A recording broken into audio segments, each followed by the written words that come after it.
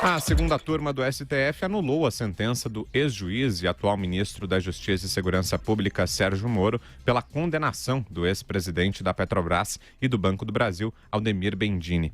No julgamento, foram favoráveis a Bendini os ministros Gilmar Mendes, Ricardo Lewandowski e Carmen Lúcia. Relator do caso, o ministro Luiz Edson Fachin, foi voto vencido.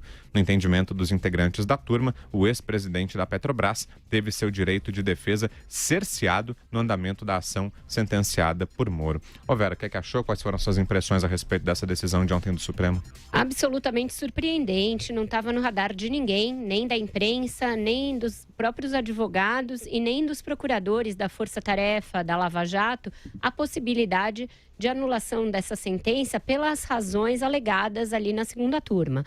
O que aconteceu para o nosso ouvinte e internauta entender?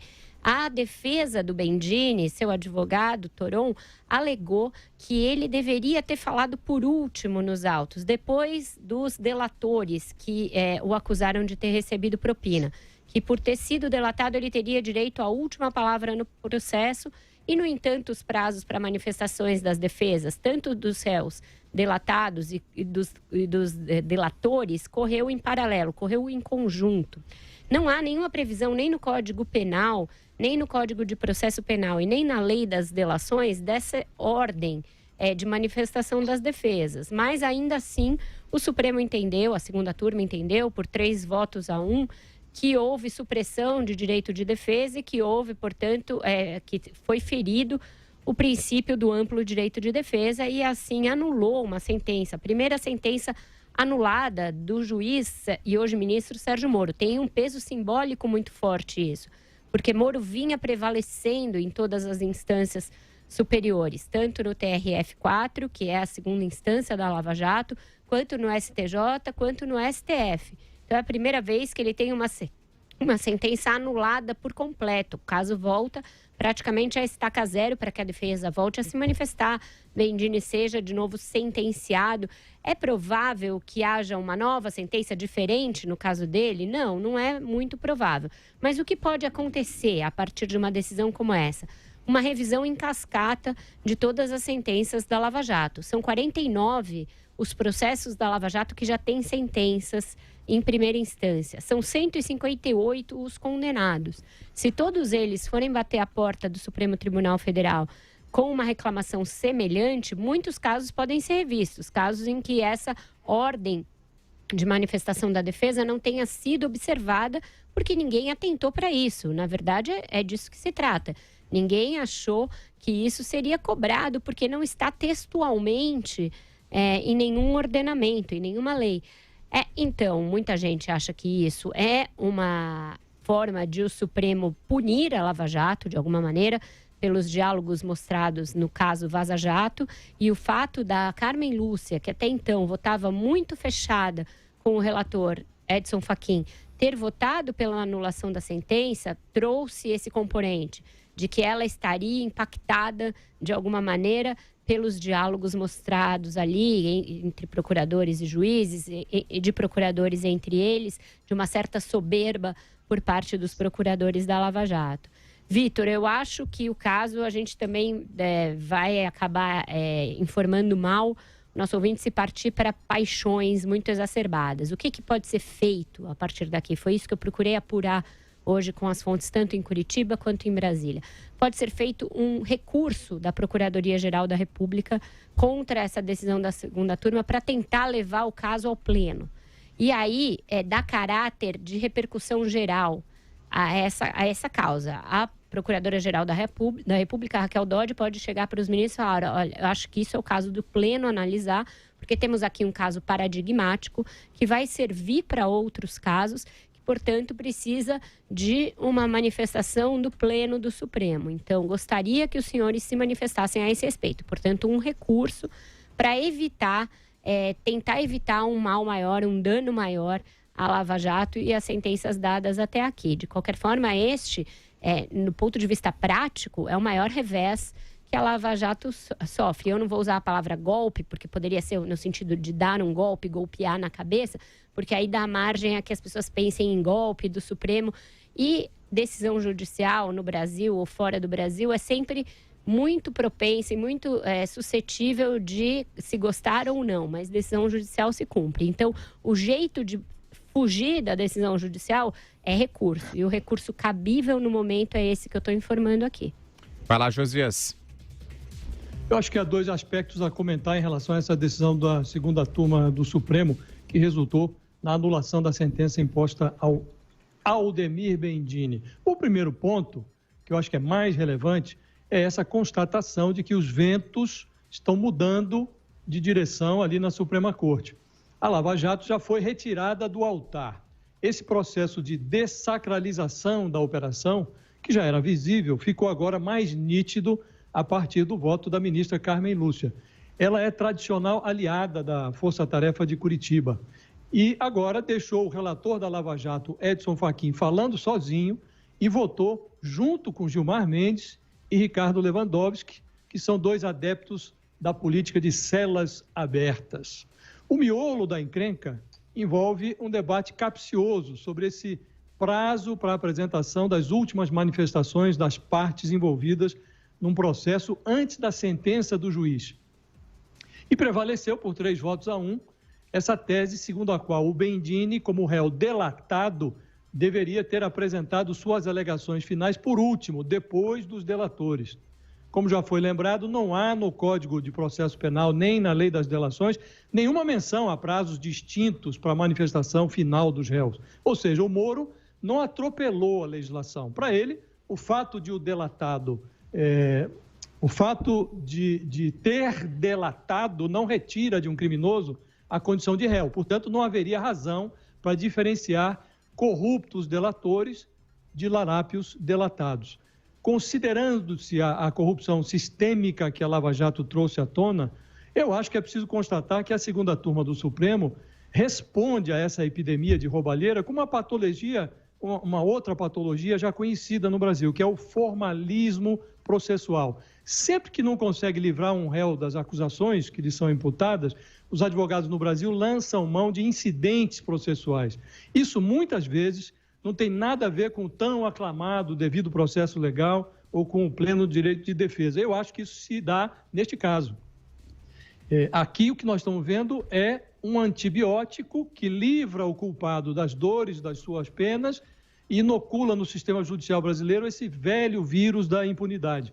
Há uma certa euforia entre os criminalistas que atendem essa clientela da Lava Jato, vem aí uma penca de recursos, pedindo a extensão desse benefício que foi concedido ao Bendini para outros condenados. A defesa do Lula já se posicionou ali no primeiro lugar da fila. O estrago é grande, mas pode ser revertido, tem ainda essa possibilidade de uma manifestação do plenário do Supremo. O Bendini não foi inocentado, o processo apenas retorna para a 13ª Vara de Curitiba e ali o juiz Luiz Antônio Bonar, que é o substituto do Moro, ele tende a reiterar a condenação. O que preocupa é a sensação de que a Suprema Corte, além de ser cega, vai perdendo o olfato, já não consegue farejar o principal. Nesse caso aqui, acho que o principal, em função desse incidente, você está anulando uma condenação por um incidente que não está previsto em lei, então acho aqui o essencial é a gente perguntar o que fazer com a propina de 3 milhões de reais que o Bendini recebeu da Odebrecht. E você, Constantino? Bom, eu concordo com a essência dos meus colegas e vou usar só termos mais, talvez, duros. Eu chamo de golpe, sim, é um golpe duro a Lava Jato. A gente sabe que a Lava Jato mexeu com muita gente poderosa e que o STF tem sido, desde então, um foco de impunidade. Aliás, o maior foco de insegurança jurídica no país. Quase todo ele formado por ministros apontados pelo lulopetismo.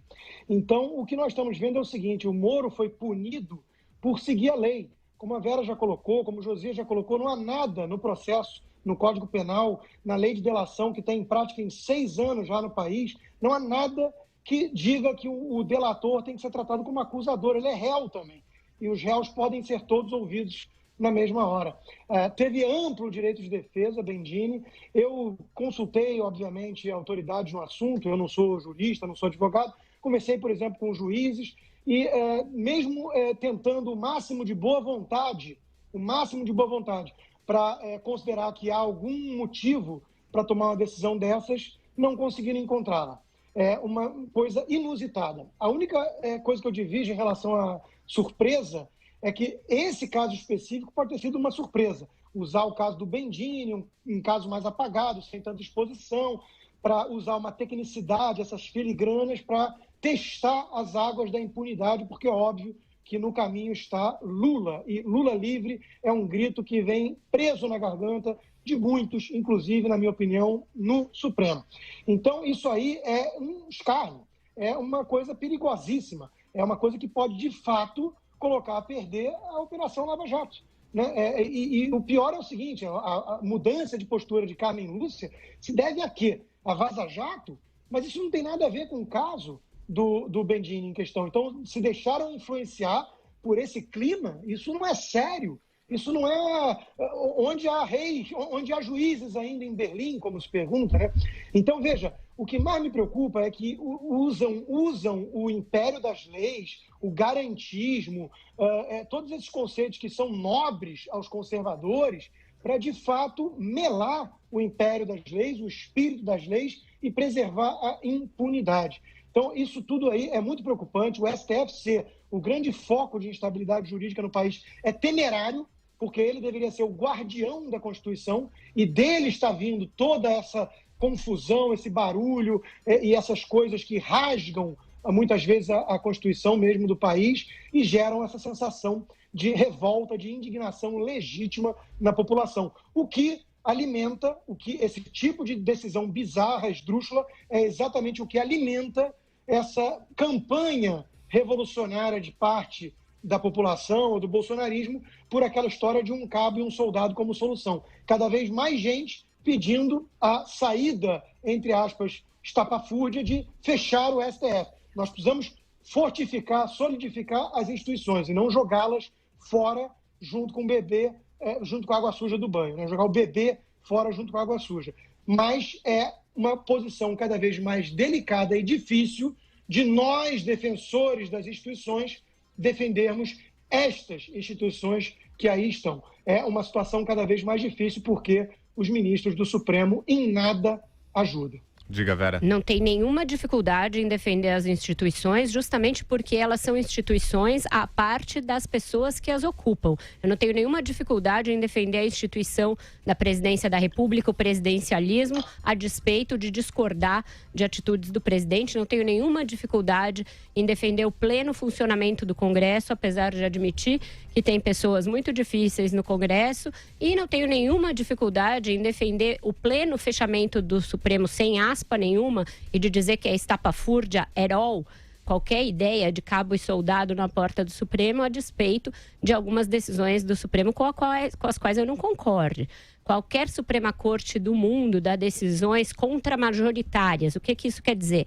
O Supremo Tribunal Federal, tribunal composto por pessoas não eleitas, assim como o judiciário é um poder composto por pessoas não eleitas. Isso lhe dá um caráter contramajoritário, portanto, ele não tem de dar satisfações todas as vezes à sociedade. Ele tem sim de julgar conforme a lei. É lógico que a lei evolui, que os códigos evoluem, o direito evolui e assim tem sido em muitas decisões do Supremo, mas sempre haverá decisões da Suprema Corte com as quais não se vai concordar, com as quais algum setor da política, da sociedade, da vida nacional não irá concordar. Daí a dizer que isso alimenta as teses estapafúrdias, eu acho que é um passo muito grande. O que alimenta as teses estapafúrdias é a estupidez humana. O que alimenta as teses estapafúrdias é o golpismo puro e simples, que tentar achar alguma razão racional ou concreta ou objetiva para algo que é golpismo perigoso, com o qual não se pode flertar, eu acho que é um duplo twist carpado argumentativo. A gente não pode nem de leve flertar com isso. Dito isso, eu concordo que o Supremo tem sim sido uma fonte de insegurança jurídica no Brasil. E para isso, quais são os antídotos? Não ter cabo não é nenhum soldado. São recursos, existe um Ministério Público justamente para isso, existe a imprensa, existe a sociedade cobrando de maneira republicana e de maneira institucional que as decisões sejam revistas. Muitas vezes elas foram revistas no curso de uma mesma composição do Supremo, mudou-se ali algum entendimento, a coisa do mensalão foi uma inovação em termos de formação de maioria no Supremo, há vários casos, então eu acho que a gente tem de ir pelos meios absolutamente legais, sem achar que a decisão, por mais que a gente discorde dela, e eu discordo profundamente dela em termos jurídicos, pode justificar, ainda que em algum plano hipotético, flerte com teses golpistas. O Constantino, vi que você quer falar, mas o Josias tinha me chamado. Diga, Josias. Eu devo ter, talvez, eu vou falar bem rapidinho, errada, depois o Constantino pode concluir. Deixa só o Josias falar, Constantino. Dá só um instantinho, Josias queria concluir. Vai lá, Josias. Eu só queria dizer, também não tenho dificuldade de defender a instituição do Supremo, mas acho que hoje a gente não precisa nem atacar o Supremo, porque o Supremo tem se auto-atacado. As decisões mais recentes do Supremo são deploráveis, quer dizer, o tribunal não zela pela sua própria imagem. Mesmo a abertura de um inquérito secreto feita pelo Toffoli para supostamente apurar ataques à Suprema Corte e aos seus membros, mesmo esse inquérito é em si mesmo um ataque ao Supremo, porque é um inquérito ilegal, aberto à margem do Ministério Público, com relator escolhido a dedo, então tudo ali é errado. O que mais me preocupa nesse momento é que nós estamos desprezando 5 anos da maior operação anticorrupção já realizada no Brasil por conta de tecnicalidades. Eu não excluo a hipótese de que a Lava Jato tenha cometido erros e tudo isso. Acho que esses erros são passíveis de correção. Agora, nós estamos aqui aguardando atentamente o julgamento do pedido de suspeição do Lula, feito pelo Lula em relação ao Sérgio Moro. De repente, cai isso no colo, quer dizer, um negócio do Bendini, que é um personagem lateral, que já foi solto pela segunda turma, depois de ficar preso lá quase 2 anos, e agora essa decisão do Bendini tomada de uma forma esquisita, capciosa, com algo que não está previsto em lei, uma tecnicalidade absurda, isto pode ser, pode beneficiar outros acusados, alguns inclusive presos, em cascata, inclusive o Lula. Então, não é admissível que a gente aceite passivamente, como razoável, uma decisão como essa. Sobretudo, uma decisão que foi tomada ali sem a turma completa, faltou o Celso de Mello, quer dizer, não tiveram nem o cuidado de convocar o julgamento para um dia em que a turma estivesse completa, não tiveram cuidado de demonstrar que suposto prejuízo processual ao Bendini, que não teria falado antes dos delatores, que isso resultou num prejuízo. Ninguém falou qual foi o prejuízo que o Bendini teve em termos processuais. Nada. Anulou-se a condenação por anular. Isso é lamentável, e observar isso calado não dá. Acho que o Supremo está reduzindo o Supremo. Não é preciso nem que a gente diga isso. Eles estão cuidando de estraçalhar, estilhaçar com a sua própria imagem. Constantino. Não, eu imagino que eu deva ter falhado na essência da minha mensagem, porque pela reação da Vera pareceu que eu estava defendendo mandar um cabo em um soldado, e é justamente o contrário. Eu me sinto na posição de defensor das instituições, que eu não consigo separar tanto de quem as ocupa, porque, obviamente, o Supremo é composto por 11 ministros, e se forem todos no limite, como Gilmar Mendes, acaba o Supremo, né? Mas a verdade não é essa. O ponto é o seguinte: a minha revolta é direcionada ao STF, justamente porque eles estão jogando lenha nessa fogueira, e eu repudio essa fogueira revolucionária. Eles estão brincando com fogo, eles estão estimulando, de alguma forma, uma reação na sociedade que pode virar uma bola de neve e sair do controle. Então, como o Rui Barbosa alertava, a pior ditadura que existe é a do judiciário, porque não há a quem recorrer. Quem vigia, o vigia. Agora, ainda existem saídas institucionais. Eu discordo totalmente de quem afirma que as instituições estão funcionando bem no nosso país. Não estão. É uma piada afirmar isso. Mas existem saídas institucionais. Uma delas é impeachment previsto por lei dos ministros. E isso aí cabe aos senadores. Claro, a gente também não confia muito nos senadores, no Senado, mas a pressão popular tem que ser voltada toda ela nessa direção. Existe a prerrogativa, ministro do STF pode sofrer impeachment, e tem ali pelo menos uns 4 que eu consigo pensar que tinham que ser empichados ontem. Então, pressão nos senadores. Essa é uma saída institucional. Algo mais? Não, eu concordo, uma saída institucional, mas eu acho que a gente vai para um lugar ruim quando fica atiçando a sociedade contra as instituições e achar que as instituições têm de responder de forma imediata e muitas vezes a despeito das leis à pressão popular, porque não é dessa maneira. O judiciário não tem de funcionar dessa maneira. Justamente pelas questões a que eu me referi. Ele é um poder contramajoritário, ele tem a função de regulador, de mediador da política. Então, se ele se deixar influenciar totalmente pelo que a sociedade acha, sendo que a sociedade, na sua maioria, é movida por paixões políticas, partidárias, ideológicas, e não pela letra da lei, e a letra da lei não é uma tecnicalidade, ela é algo que assegura o próprio funcionamento do Estado democrático, assegura o meu, o seu, o nosso direito de ter o direito a um julgamento justo e outras prerrogativas que não são mimimi, são coisas fundamentais para a vida das pessoas. Então, se a gente achar que o Supremo vai estar sujeito a esse escrutínio de rua, na manifestação aqui no domingo, tinha um cartaz com a foto dos ministros do Supremo, de vários deles, e embaixo tinha uma cesta de tomate, para crianças jogarem tomate, fazerem tomataço nos ministros do Supremo. Eu acho que isso não é educação para a cidadania. Isso é educação para a boçalidade. Eu jamais submeteria um filho meu, uma criança, a um espetáculo patético e dantesco como esse. Eu acho que a gente está chocando o ovo da serpente na sociedade se a gente passar a achar que a gente vai pôr fogo no rabo das instituições. Porque desse jeito não se vai a lugar nenhum. Constantino. Vera, aplausos para o seu discurso teórico, eu estou totalmente ao seu lado nisso, defendo instituições, império das leis, e digo para você que, infelizmente, na prática, no Brasil de hoje, quem está atiçando isso é o próprio Supremo. E quem está justamente ridicularizando a importância das leis, não é porque eu discordo ou não gostei de certas decisões, eu sou totalmente contra ativismo judicial, direito achado nas ruas, eu sou um garantista. Apenas eu estou dizendo que esse Supremo suspeito que aí está garantindo apenas uma coisa, a impunidade e tentando matar a Lava Jato, que eles odeiam de ódio patológico. Eles sim estão sendo movidos ali por paixão.